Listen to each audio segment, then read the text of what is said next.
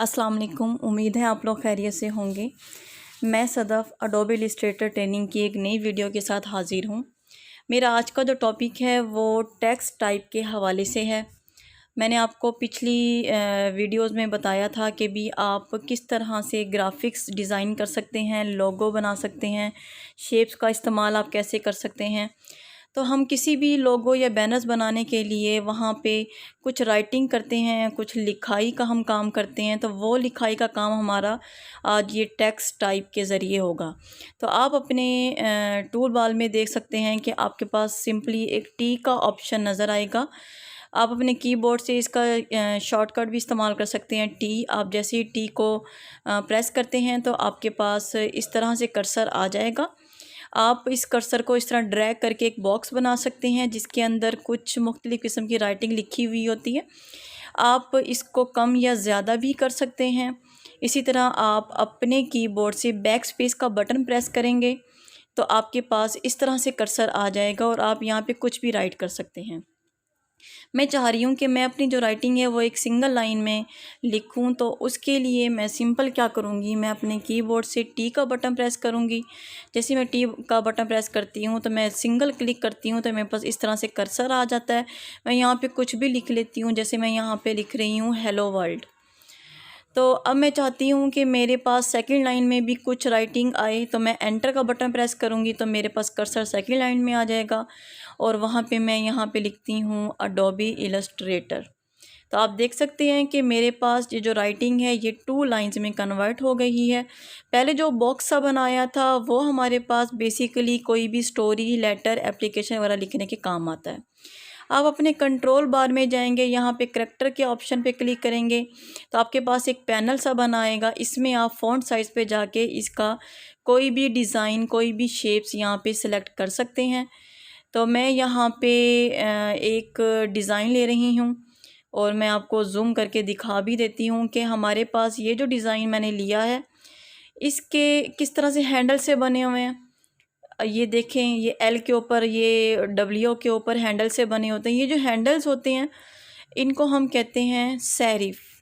ये जो सेरिफ वाली जो वर्डिंग है ये हम पहले इस्तेमाल किया करते थे, लेकिन अब आजकल जदीद दौर के अंदर इसका इस्तेमाल बहुत ज़्यादा कम हो गया है। मैं यहाँ पे एक और शेप ले रही हूँ, मुख्तलिफ़ डिज़ाइन ले रही हूँ जिसके ऊपर सेरिफ ना हो, हैंडल से बने हुए ना हो। तो वो मैं यहाँ पे लेती हूँ, ये ले लेती हूँ मैं यहाँ पे। अब आप देख सकते हैं कि इनके हैंडल्स नहीं हैं। तो इस तरह की जो राइटिंग होती है जिनके हैंडल्स नहीं होते वो हमारे पास कहलाते हैं sans सेरिफ। आई होप आपको सेरिफ और sans सेरिफ के बारे में कंसेप्ट क्लियर हो चुका होगा कि सेरिफ और sans सेरिफ में क्या फ़र्क है। इस तरह मैं अगेन अपने करैक्टर पैनल में जाती हूँ। यहाँ पे मैं इधर से जाके इसके कुछ डिज़ाइंस जो हैं वो मैं सेलेक्ट कर लेती हूँ। इम्पैक्ट पे जाती हूँ तो इसकी राइटिंग इस तरह से हो जाएगी।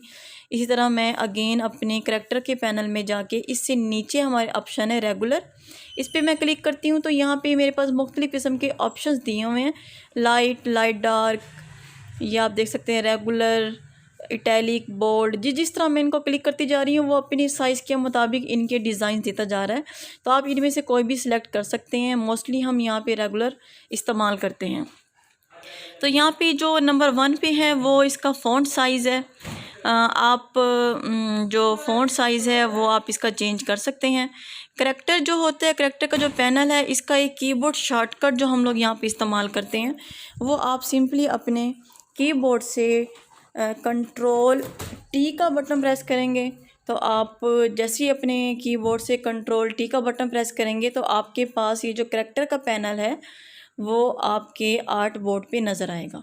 आप इसको उठा के कहीं भी एडजस्ट कर सकते हैं।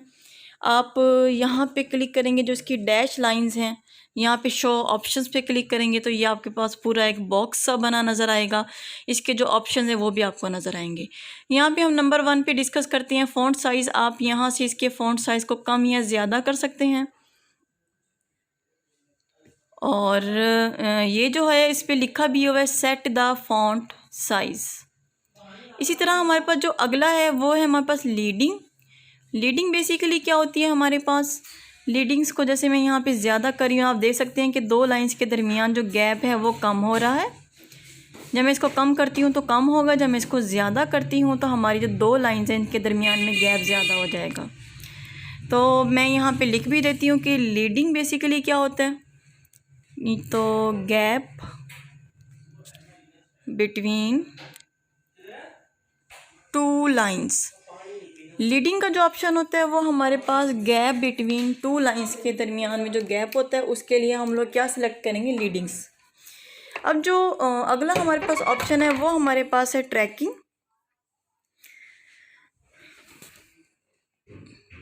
ये हमारे पास आ जाता है ट्रैकिंग। तो ट्रैकिंग जो होती है वो हमारे पास किसी भी दो वर्ड्स के दरमियान वाले गैप को कहते हैं। जैसे मैं एच और ई के दरमियान में कर्सर रखती हूँ तो मैं ट्रैकिंग यहाँ पे ज़्यादा करती हूँ तो इन दोनों के दरमियान में जो गैप होता है वो ज़्यादा हो जाता है। तो सॉरी, ये ट्रैकिंग नहीं था, कर्निंग था। तो कर्निंग जो हमारे पास होता है वो होता है गैप बिटवीन टू वर्ड्स। दो अल्फाज के दरमियान में जो गैप होता है उसको हम कर्निंग कहते हैं, और इस पे इन ऑप्शंस पे लिखा भी हुआ है। नेक्स्ट जो है वो है हमारे पास ट्रैकिंग, कि हम लोग ट्रैकिंग को किस तरह से अपने टेक्स्ट टाइप पे इस्तेमाल कर सकते हैं। मैं यहाँ पे सिंपल ई को सेलेक्ट करती हूँ और यहाँ से मैं ट्रैकिंग करती हूँ। तो आप देख सकते हैं मेरे पास नीचे एक बॉक्स सा बनाया है। मैं अगर इस पर क्लिक करती हूँ तो मेरे पास जो ई है वो हवा में चला जाता है। तो इसका मतलब ये हुआ कि जो ट्रैकिंग का जो ऑप्शन है वो बेसिकली हमारे पास किसी भी वर्ड को नीचे या किसी भी वर्ड को ऊपर ले जाने के काम आता है। तो हमारे पास जो वर्ड ऊपर इस्तेमाल किए जाते हैं उनको हम अपने मैथमेटिकल फॉर्म में पावर कहते हैं। तो मैं यहाँ पे लिखती हूँ पावर ऑफ वन एलिमेंट। आप पूरी राइटिंग को तो नहीं कर सकते लेकिन हम एक वर्ड पे इसको इस्तेमाल कर सकते हैं। तो हमारे पास जो नेक्स्ट है वो है वर्टिकल स्केल। मैं क्या करती हूँ, सबसे पहले इसको सेलेक्ट करती हूँ, सिलेक्शन टूल लेती हूँ और मैं सिलेक्शन टूल लेने के बाद मैं इस सारे को सिलेक्ट करने के बाद यहाँ से मैं इसको वर्टिकल करती हूँ। वर्टिकल करने का मतलब ये, मैं इसको कम करूँगी तो इसका साइज़ कम हो जाएगा, ये हाइट वाइज इसकी जो है हाइट वो कम हो जाएगी, ज़्यादा करूँगी तो इसकी हाइट ज़्यादा हो जाएगी। इसी तरह हमारे पास जो नेक्स्ट ऑप्शन है वो है हॉरिजेंटल स्केल। मैं हॉरिजेंटल करूँगी तो मेरे पास जो राइटिंग है वो हॉरिजेंटली स्ट्रेच होना शुरू हो जाएगी। तो मैं यहाँ पे लिख भी देती हूँ कि हमारे पास जो वर्टिकल स्केल है वो बेसिकली हमारे पास किस काम आता है, स्ट्रेचिंग हाइट ऑफ टेक्स्ट। किसी भी टेक्स्ट की हाइट को स्ट्रेच करने के लिए हम लोग वर्टिकल टेक्स्ट टूल इस्तेमाल करते हैं। लेकिन वर्टिकल टेक्स्ट को अगर हम इस्तेमाल करेंगे, कोशिश करें कि आप इससे बचें, क्योंकि हमारे पास वर्टिकली अगर हम किसी भी टेक्स्ट को टाइप करेंगे तो वो अच्छा नहीं लगेगा। तो हॉरिजेंटली जो होता है वो स्ट्रेच विड्थ को स्ट्रेच करने के काम आता है। तो यहाँ पे इसके नीचे एक और ऑप्शन दिया हुआ है। हमारे पास जो राइटिंग है, जैसे मैं इसको बढ़ाती हूँ तो वो ऊपर चली जाती है, कम करती हूँ तो वो नीचे की तरफ आ जाती है। ये आप देख सकते हैं। ये जी, मैंने किसी एक वर्ड को सेलेक्ट किया और मैं इस पे क्लिक करती हूँ तो आप देख सकते हैं कि मेरा वो वर्ड अपनी जगह छोड़ के कहाँ चला गया। जो अगला हमारे पास ऑप्शन है वो है रोटेशन का। इसके लिए भी मैं क्या करती हूँ, एक वर्ड को सेलेक्ट करती हूँ और मैं यहाँ से रोटेशन करती हूँ तो आप देख सकते हैं कि मेरा जो डी है वो किस तरह से रोटेट हो रहा है। इस तरह से आप करैक्टर के पैनल को मुख्तलिफ़ चीज़ों के लिए इस्तेमाल कर सकते हैं। और ये जो हमारे पास है ये ऑल कैप्स है। मैं अपने तमाम टेक्स्ट को पहले सेलेक्ट करती हूँ, सेलेक्ट करने के बाद मैं ऑल कैप्स पे क्लिक करती हूँ तो तमाम मेरे जो अल्फाज हैं वो कैपिटल में हो जाएंगे।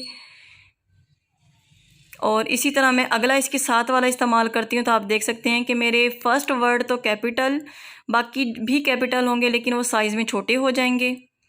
और इसी तरह मेरे पास जो अगले ऑप्शंस हैं इनको भी मैं इस्तेमाल अपने टेक्स्ट टूल पे इस्तेमाल कर सकती हूँ।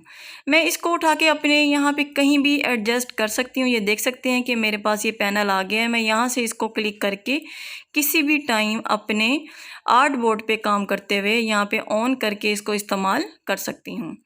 स्वाचेस भी मैं इस्तेमाल कर सकती हूँ, करैक्टर का पैनल भी मैं यहाँ से खोल सकती हूँ। इस तरह से हम अपने टेक्स्ट टाइप को इस्तेमाल कर सकते हैं, मुख्तलिफ इसके डिज़ाइन कर सकते हैं, शेप्स कर सकते हैं।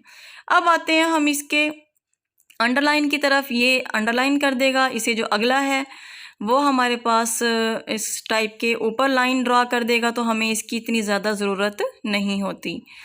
तो ये हमारे पास है सबस्क्रिप्ट और सुपरस्क्रिप्ट्स। इसके बारे में मैं आपको बता देती हूँ। तो जैसे ही मैं सुपरस्क्रिप्ट्स के पे क्लिक करती हूँ तो मैं यहाँ पे कोई फार्मूला लिखती हूँ मैथमेटिकल a+b स्केयर लिखने के लिए मैं यहाँ पे ये वाला ऑप्शन क्लिक करूँगी, सुपरस्क्रिप्ट। तो आप देख सकते हैं मेरे पास जो 2 है वो पावर में आ जाएगा। तो जैसे ही मैं यहाँ पे ये बटन क्लिक करती हूँ, 2 लिखती हूँ, तो ये यहाँ पे सुपरस्क्रिप्ट का मैं ऑप्शन क्लिक करती हूँ। तो ये जो 2 है यहाँ पे असल में बड़ा है, इस वजह से थोड़ा सा पावर में नज़र नहीं आ रहा। मैं आपको करके दिखाती हूँ। Equal to a² plus b² plus 2ab। तो यहाँ पे जो 2 है ये आप पावर में लिख लें इस तरह से। ये देखें, ये पावर में मैंने लिख लिया। अब आप देख सकते हैं कि मैंने कितने आराम से सुपरस्क्रिप्ट को इस्तेमाल करते हुए ये फार्मूला टाइप कर लिया। इसी तरह हमारे पास जो अगला ऑप्शन है वो जो पावर है वो बेस के तौर पे इस्तेमाल होता है। हम इसको बेस के तौर पे इस्तेमाल करते हैं। जैसे 2 है, हम इसको यहाँ पे बेस के तौर पे इस्तेमाल करेंगे। तो आप देख सकते हैं कि ये दोनों ऑप्शन भी हमारे पास कितने हेल्पफुल हैं, लेकिन हम इनका ज़्यादा इस्तेमाल नहीं करते। लेकिन मैंने आपको इन चीज़ों के बारे में बता दिया है। इसी तरह आप अपने टाइप टूल का कलर चेंज कर सकते हैं। आप इसको सिंपली सेलेक्ट करेंगे और आप अपने स्वाचेस में जाके इसका कलर चेंज कर देंगे।